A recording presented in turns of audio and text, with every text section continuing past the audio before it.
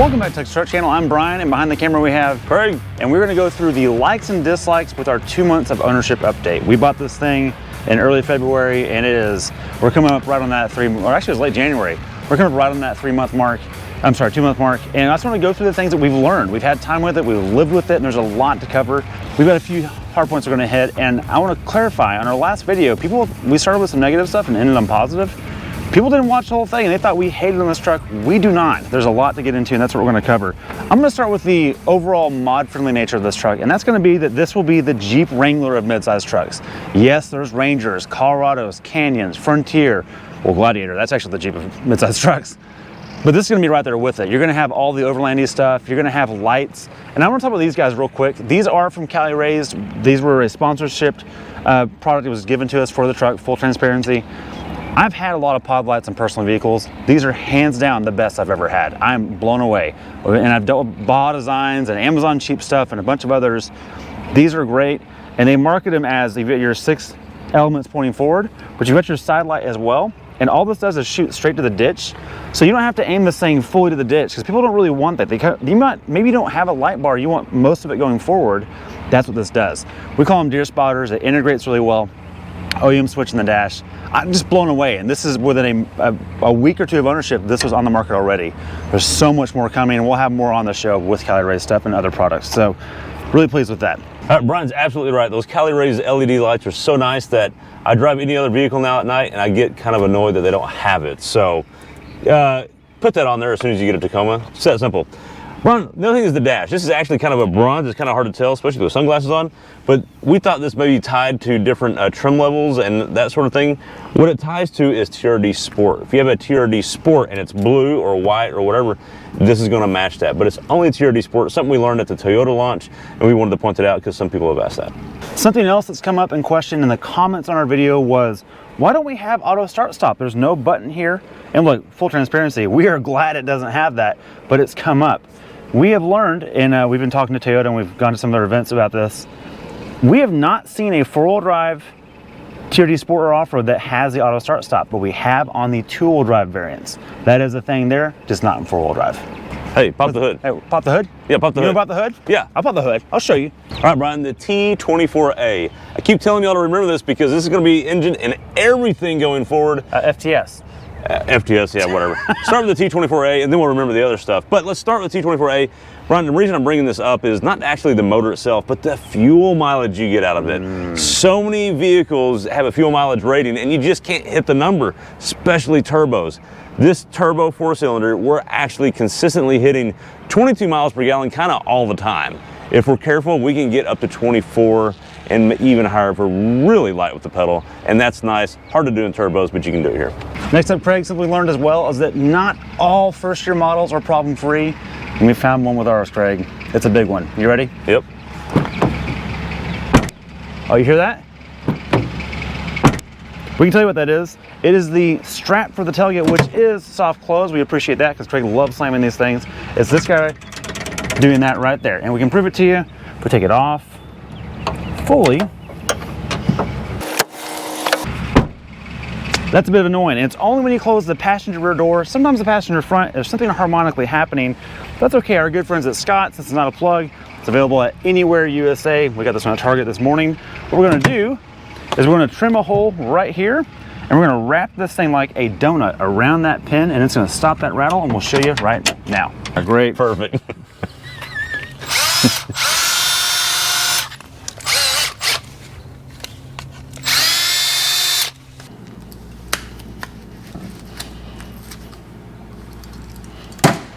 So make a pack, man. Yeah. Brian, I want to talk about seat comfort. One of the things that's been really surprising in this, whether you're sitting in the front, which a lot of cars do, they get the front solved, but then the rear passengers kind of get dismissed. There is plenty of comfort in this seat, even in the rear. It's a comfortable seat. I'm sitting behind myself right now, and I've got just enough room. I'm 5'9". It's a little shorter than I'd like, but the seats themselves, super supportive, super comfortable. They're long enough. So many seats in this segment are too short, and then you cut off all circulation there, and it's uncomfortable. This is not bad. Everybody that's got back here said pretty comfortable. You're right, Craig. I think you're totally right. People always look at these and go, there's no room right here. Well, that's because your legs are here anyways. They just haven't made the seat shorter to look like there's more room when there's not. Yeah, you could have had objectively more room here had they made this shorter. Right. But it wouldn't have been more comfortable. They picked the quality right answer over the clickbait, it looks better answer. Exactly. Yeah, look, I want to, before we get into that, second Craig's comment, this has got to be the most comfortable seat in the segment, and probably more than any full-size truck as well. It cups you so well. Awesome seat. Now, the problem is... It cups you so well. It cups you so well. Look, I'll have to cut that out. The problem, Craig, is that when you get this, what is it, F20TA, FTS, what is this called? T24A FTS. Okay, T24A FTS, look, it makes 270 horsepower, 318 foot-pounds of torque, actually 278 horsepower with the automatic, 318 torque. That's a totally suitable number. People want to complain about on the internet, it's not enough power, it's not enough power. Look, the Ranger makes 270 and 310. This is doing better than that, and that's its biggest competitor. The problem is, the Ranger's transmission has what I like to call a kill mode, where you put it into sport and it rips and it bang shifts and all that kind of stuff.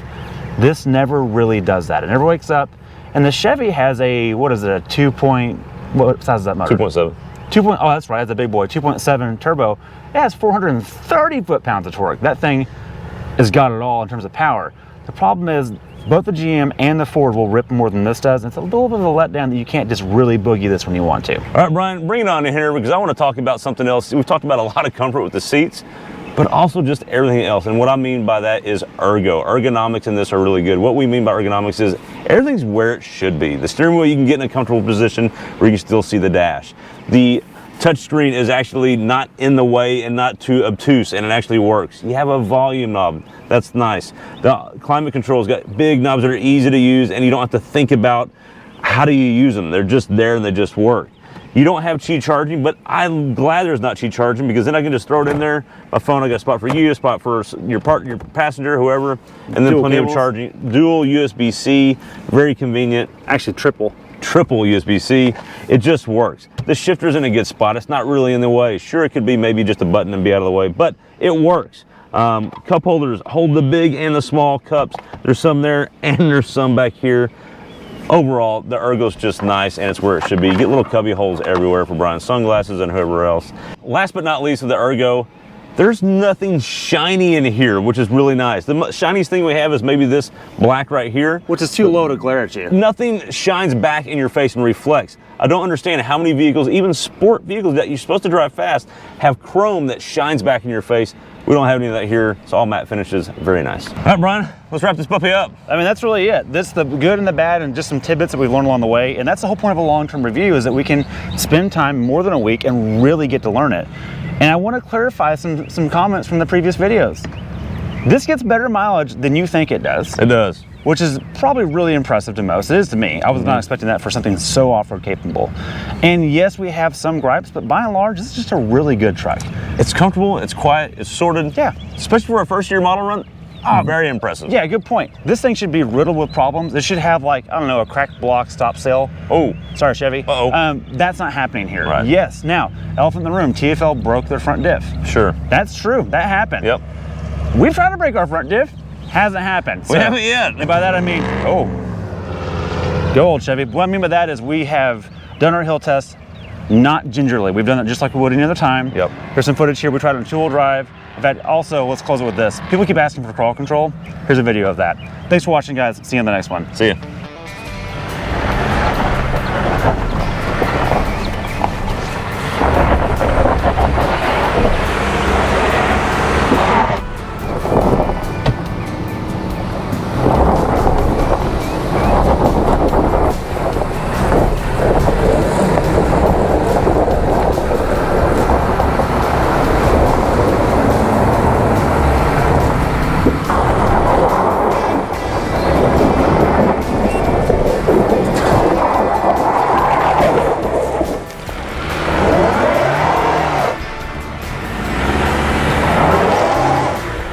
Almost had it.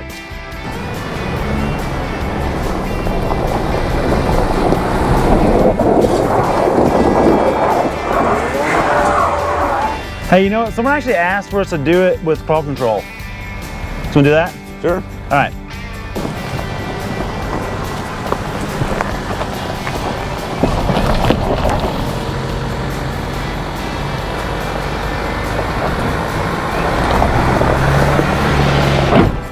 Oh,